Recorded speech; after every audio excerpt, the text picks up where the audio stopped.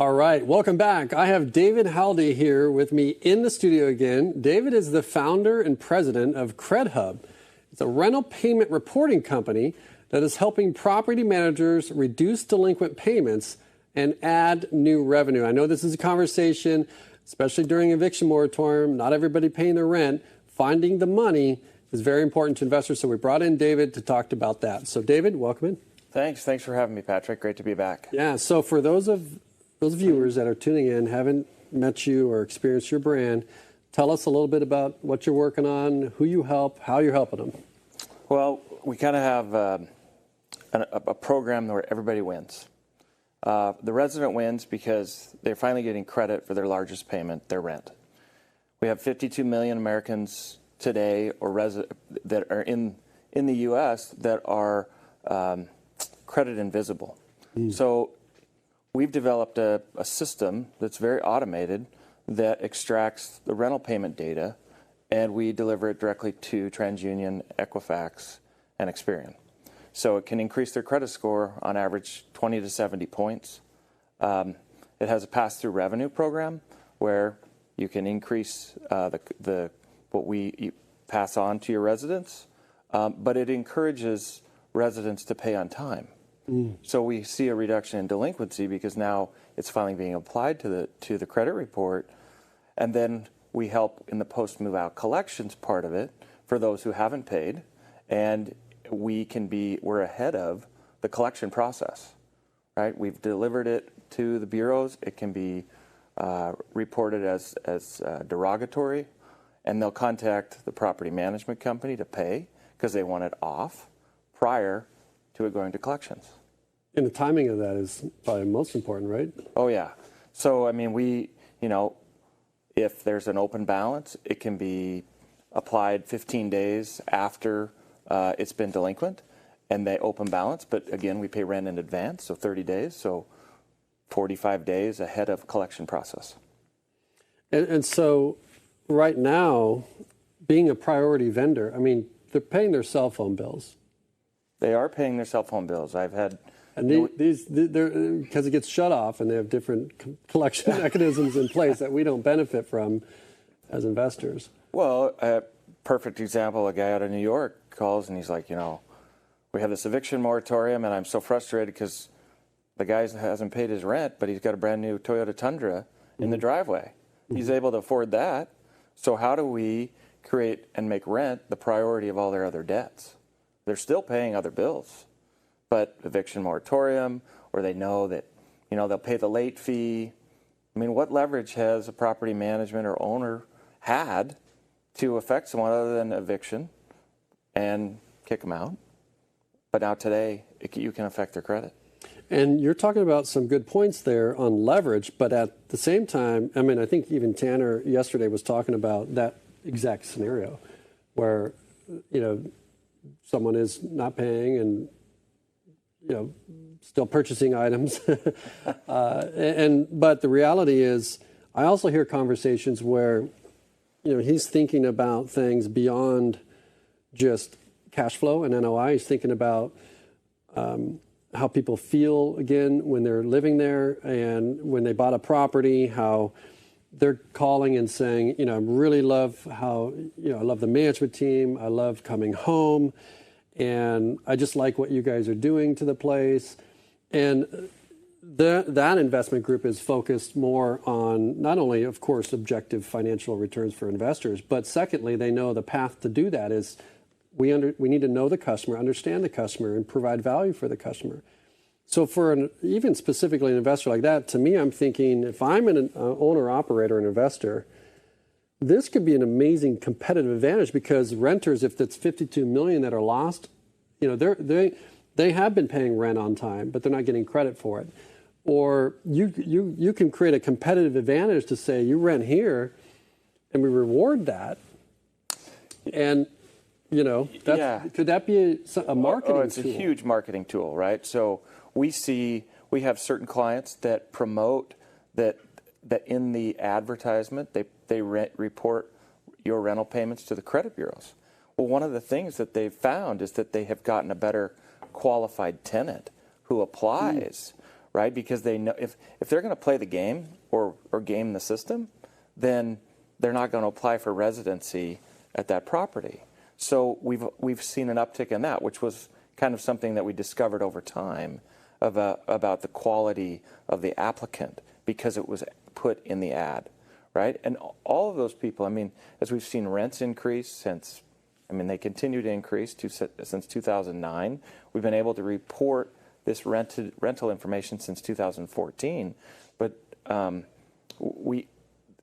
rent just continues to increase, and they should be getting credit for their largest payment, right? Because it can increase on average 42 points. 42 points to your credit score is a huge advantage when you're trying to establish credit. I mean, and that's outside of just being credit invisible. I mean, continuing to get that positive remark on your credit report is a huge advantage to everyone, every resident in the rent roll. Yeah. So moving beyond the value of that and even marketing to differentiate, let's talk about this eviction moratorium in place right now. I mean, I feel for the owners. I mean, they've been forced to do more with less, right?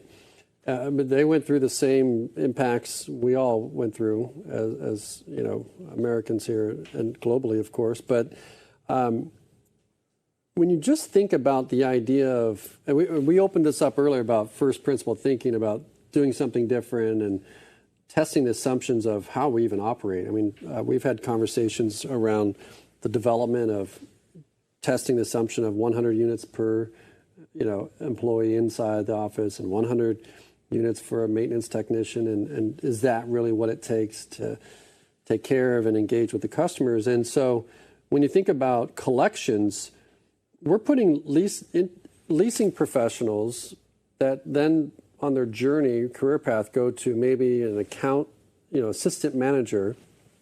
But it's really they really want to be the manager or a regional, but this is the path they take. And so while they're in that assistant manager role, and we're teaching them accounting and all these different logins to manage the assets of the property, they're not really set up to collect. Have those conversations around collections, enforce, document the process. Tell me where you fit into that. So we fit in once we've engaged in an agreement with property management company, then we develop a unique ID with the Bureau's Credential U, and then it just becomes automated out of the rent roll. And so in certain states that have eviction moratoriums and are not allowed to report negative, well, we've reported neutrals in those states. However, when these are lifted, those individuals who haven't paid are going to see a negative remark on their credit report. We have people who, they're trying to manage this debt. I mean, I have an example of somebody who has $29,000 of outstanding rent due. Well, they haven't been evicted, right? They're just sitting there. Well, how are you going to capture that? I mean, the government stepped in and said, hey, we'll pay half, but you either have to write it off or you have to come up with a forbearance plan. How does that individual get ahead, right? He's going to move out, and you're going to eat that money, or you're going to have to stand in line at the courts, right, because they're backed up. So this program will automatically affect their credit, and we can backdate up to 7 years of debt. And in order to get it removed, you get to put a forbearance plan in place, and they pay you, but we will continue to report that as long as they owe you the money. So it's an easy way to get their attention. And we had a client in Texas recently. They had $200,000 of outstanding receivables, bad debt, over the last 2 years, and we reported them, those who were derogatory. Within the first week, they gained another $10,000 just because the residents whose trade line was affected they contacted us. We tell them to contact the property. So we manage all of that information for the property management company because we understand and we're in the business of credit and credit reporting and processing to the bureaus. So we take on all of that responsibility because we're the mediator between taking the data and submitting it to the bureaus. So we try to take that responsibility off the property management company. However, if the individual calls us we're going to say you need to work that out with the property manager. Right. Because that's who reported and that's who's owed.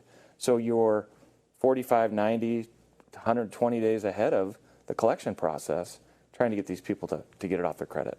So they pay you. Yeah, and operators haven't taken on this challenge because there's a lot to figure out here. And maybe they think there's liability there, or I can't give my team another thing to do, or we have turnover. You solve for all that. We do solve for all that. So, the Fair Credit Reporting Act basically creates immunity for the property management company if a debt is owed to you. Okay, but because we're the intermediary and we confirm that the payment was made or not, right? A dispute would come to us and we would work with the property management company. So it really basically creates immunity or limits the liability if something was misreported, because we can fix that, right? So we take on all of that, and that's where this business opportunity came to creation when I started this in 2015. And we've just continued to grow, but it's just getting the word out because there is fear. Okay, so class action lawsuit. Well, guess what? There's immunity. The residents cannot file suit against property management company. If there was a lawsuit, it would come from Equifax or TransUnion to us and via the property management company. But we have 90 days to figure out where we went wrong or what was misreported, basically limiting any of the liability that would be created in a lawsuit. Let's back up the lens a little bit and talk about this eviction moratorium. What are you tracking? What are you seeing right now? Well, it's interesting. So, when you're dealing with the credit bureaus and we're looking at, what's happening in individual credit profiles, revolving debt, credit card debt, what are we seeing? And so, unfortunately, there's a lot of misinformation that's being reported because we're in an eviction moratorium where things are being reported negative or neutral. So we don't really know. I mean, in Washington, the number says there's 211,000 people behind in their mortgage or rent. Well, but we're seeing a much higher number than that in the data that we have out of our Washington clients. I'm estimating that to be 500,000 to 600,000 people, and because they're in eviction moratorium, there's no movement, right? So we're waiting for this to be lifted. So I think there's a lot more late payments out there that aren't being recorded nationally. Mm-hmm. So I think that is something to be, we're seeing it in the red states, right? Because they've been able to report negative, and they're still managing a lot of bad debt because of the moratorium. Mm-hmm. And is there any data you can show me? I know you brought some slides that we can look at. Yeah. Take me through what this means financially. Why don't we go to financially from let's go to the delinquency slide keep going. Sorry. Yeah, show me that. Okay. Let's go back one. What do we have here? Okay, so this is power over your residence, basically. And so rent's due on the 1st in the green. And yellow would be delinquent, or the late fee is applied on the 5th. But in our program, you get to pick the date that you want us to extract the data. So the 15th. Well, in this scenario, so rent's due, that's May 20th on the 15th. Individual's late.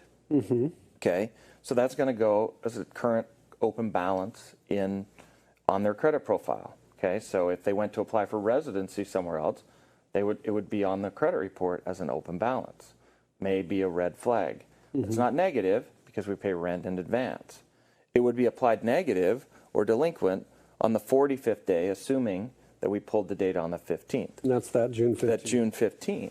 So at that point, you've taken care of this individual if we were in eviction moratorium, as in you put in a process for the steps to evict them and move them out. But at this point, they've got to move somewhere, and now it's on their credit report, right? So finally, there's a way to get this information on an individual's credit report if that's what you're pulling to during the application process. So it reduces that fishbowl effect where now maybe they have more complications finding something new, and are more prioritized to fixing the real problem, Yeah. if capable. Sell the Tundra and be able to pay your rent. Sell the Tundra. So I mean, and that's still, even by the 45th day, you're 45 days ahead of when it would go to collections. Mm-hmm. So now it's going on the credit report, and you could capitalize on 100% of the debt that's being owed to you. And that's even well before any court dates. Well before any of the court dates or any of that. So finally, there's a way to put this information on an individual's credit report. Mm-hmm. So if you go to the next slide, and this would be an example of a real live credit report of an individual. You can see there the CH is CredHub, and then / this is a resident at GTL Atlanta, and the person on the right has an outstanding balance that owes. He's got $26,000 past due. Okay, but as you can see, the zeros are paid on time but carried a current balance. Well, so he paid on time until 2021, and as you can see, in October he becomes late. 1, so that's 30 days. 2 is 60 days. 3 is 90 days, etc. And he is 180 days past due, and he has a scheduled payment of $21.95. Well, that showed up on his credit report. So the only way for him to get that off of there is to either work out a forbearance plan. Well, right now, the way it works is it gets dealt with, and again, like people that are not really professionally trained and compliant to deal with compliance of Fair Credit Reporting Act and all that stuff are trying to attempt to collect, and then they just go, okay, let's send it off to our collection company, and you lose half of it just in a commission right there. Oh yeah, just from that process. Yeah, so that number you're incentivizing to collect more. To collect that. So we provide best practices around post-move-out collections to help you and your team work with the resident to get them paid. Otherwise, that money's not on that cap rate analysis. That's found. Yes, that's found money. So like in the scenario I talked about, Renter's Warehouse I was working with in Texas, $200,000. That was found money, right? Because here they have a contract with the owner, and then they are allowed, because it's a debt, the financially obligation debt based on the lease that they have, according to the Fair Credit Reporting Act, it's fine for them to go seek and collect it themselves. And we provide, you got to give a notice to the last known address, email address, 30 days before we report it, and then we can go back and report up to bad debt of 7 years. Mm-hmm. So it's a great way, and we do all of that automated out of the rent roll system. And in our system, you log in and you have editing privileges. So the individual's working with you, right? So you can go in there and edit things. They've made a forbearance plan with you. Okay, here's what I'm going to do. You continue to pay. I'm going to take this off your credit, okay?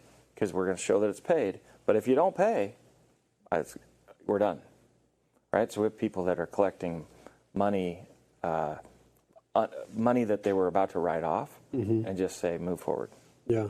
So, and in this scenario here, you can see, so as of March of 2020, the zeros, those are Ds, and Ds are no payment information. And so you can see we started collecting payment information in July of 2020, and we continue to go through that scenario, and they paid on time.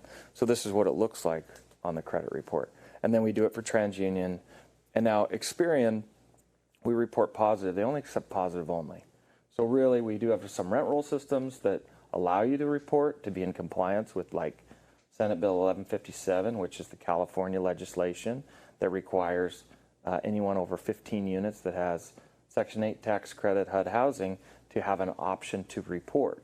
Well, that puts them in compliance, but it doesn't help their credit score, right? We have to have a balanced information being reported, positive and negative, and that is what is accepted and applied to the FICO score. So getting into the weeds about it, I mean, what really matters is the FICO score, because 90% of all creditors use FICO to understand an individual's credit profile. So the reason that we developed this was, great, Experian takes positive only, it's tied to some rent roll softwares, but they can't report negative because it's all automated. And that's where our team comes into place, because we deal with the derogatory, the negative, because without that, you can't help collect that. Right. Right? And so it reduces your cost of collections.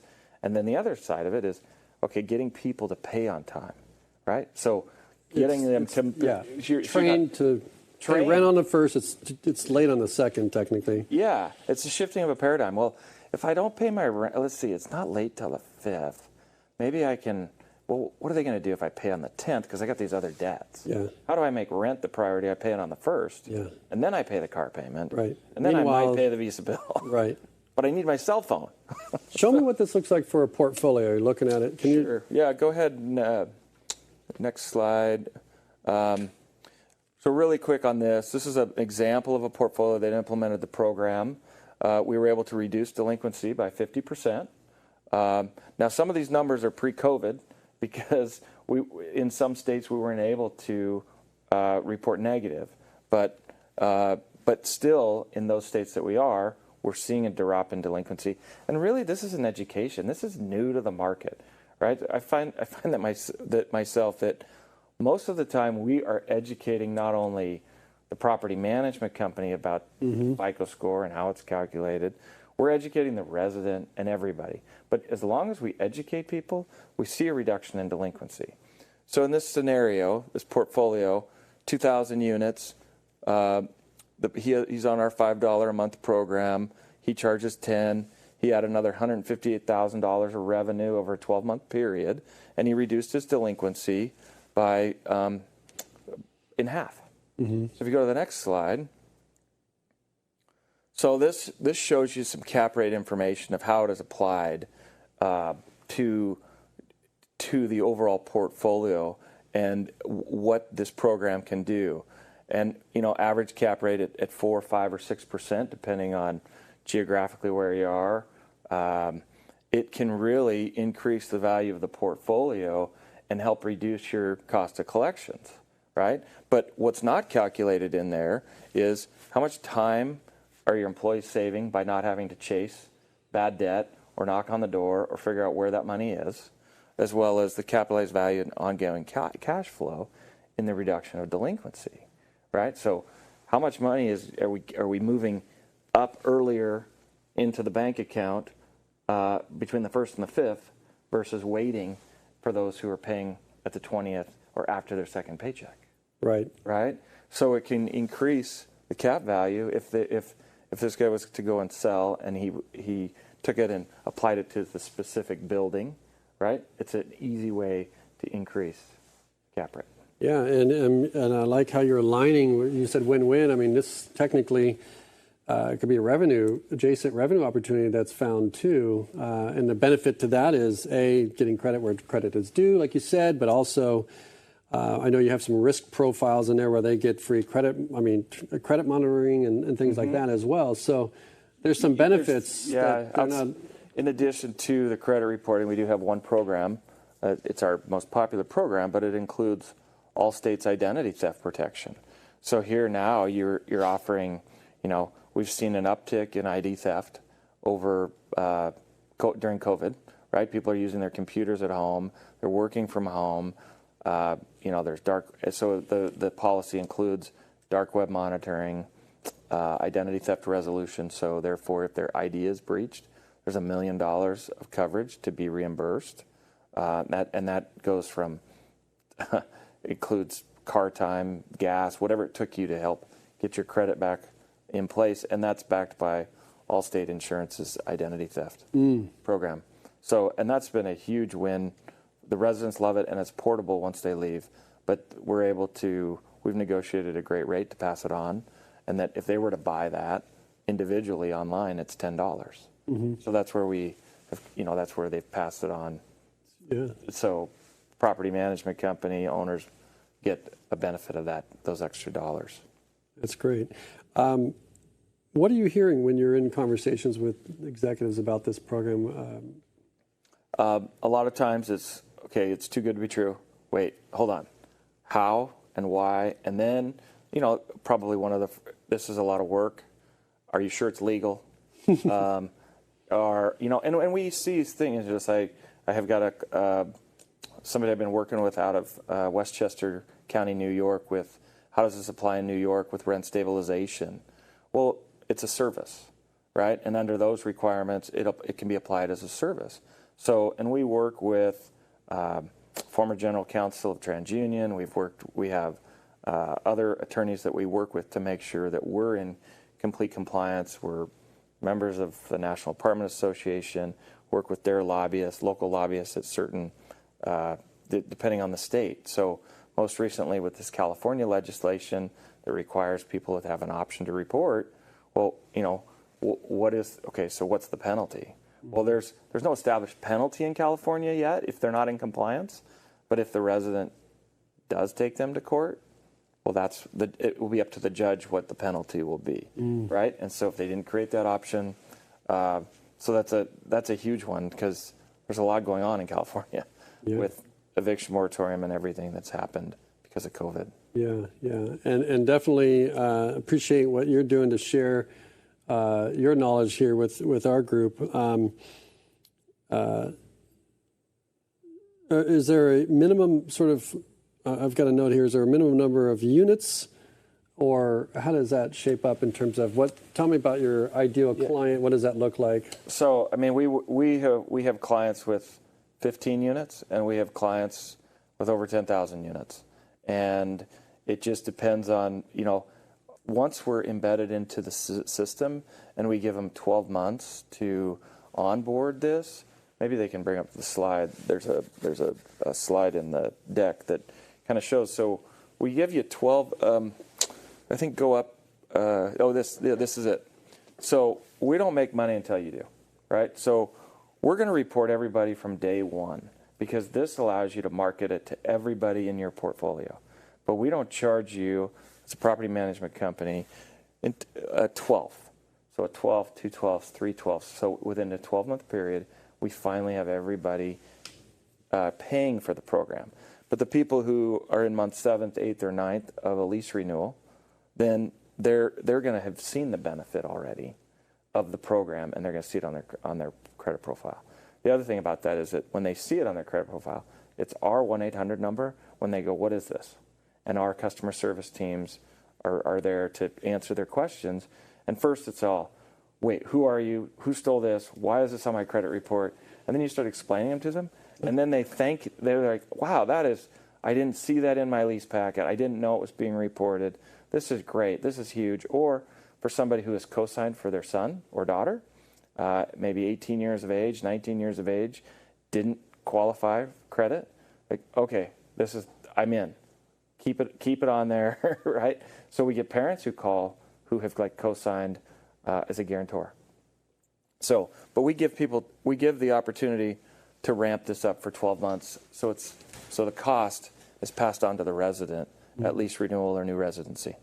Yeah, that makes a lot of sense. I mean, and again, shifts that mindset into, you're reporting it. That resident is then going to pay rent on time, or at least know that they should, more than anywhere else. And then secondly, if they're leaving somewhere to another property, that may be, do you guys do this thing? Exactly. If the answer is no, then, I mean, I don't know that it would keep somebody from staying or not, but well, you know what it has done is it does create someone who knows that if they're trying to buy a home or eventually move or qualify for a larger purchase of something, they will continue to stay because they know that is helping their credit profile. And it can really, if you can go to slide 2, I think slide 2 shows you one there. So, I mean, one of our customers, unfortunately, she had a 572 credit score in TransUnion, 576 with Equifax. She was so ecstatic. She reached out to us. We're like, well, it's not a great credit score, but guess what? We increased your credit score by 25 points in 14 days with TransUnion and 21 on Equifax. So a huge win to the in-unit resident because it's the fastest way for somebody to help fix their credit because it hasn't been done, right? They're paying this rent, they're paying this debt, but they haven't gotten credit for it. So Goldman Sachs did a study, and this was published in USA Today, July 2019, but they did a third-party study, and on average, it increased the individual's credit score 42 points. There's not many other ways to increase your credit score that quickly, based on how the credit score is calculated. So if you can go to the next slide. So, you know, most people don't know this. 35% of the FICO score is calculated by payment history. Credit length, or credit history length, is a huge in rental, right? Because how long have they lived there? It's their most significant debt, right? So this, by including rent in and applying it to their credit score, it's a major win for them. When we started this, we kind of did a survey of how much would somebody pay, right? So we'd ask at restaurants, like, what would you pay for that? Do you rent? And some people would say $25. They're like, I have no other way to do this. Well, it's worth more than that. Well, given that they're going to save on a better rate, or who knows what. They don't Could put them over the minimum requirement to get a loan at some point. Huge. I mean, think about the difference in interest rates from a 680 to a 720 credit score. It's massive. Right. It's like, and like in that other example, 500. Well, she's almost to 600. She continues to pay on time. She's going to qualify. She's not going to have to get a cosigner the next time she goes to lease a place. Right. So huge benefits by what we're able to provide. And we take on all of the, we work with you in regards to liability issues and risks, but we're doing all the work, right? We're just trying to make this simple and seamless for the property management companies. Very good. Well, I'm sure you'll have a lot of people calling in and trying to figure this out. You're finding money for investors. That's a big thing, especially in a market that is maybe potentially uncertain about those realities of eviction moratoriums and many other things that they work on. It's always been generate the rents and collect the rents. If you can rent and you can fill up vacancies, but if you can't collect them, it's a real problem. So appreciate you guys doing what you're doing. Thank you. And coming in to our studio, and we'll hopefully have you back as we track the trends of what's coming next with all that around money. Great. Well, good to be here. Yeah, awesome. Thank you for coming in, David.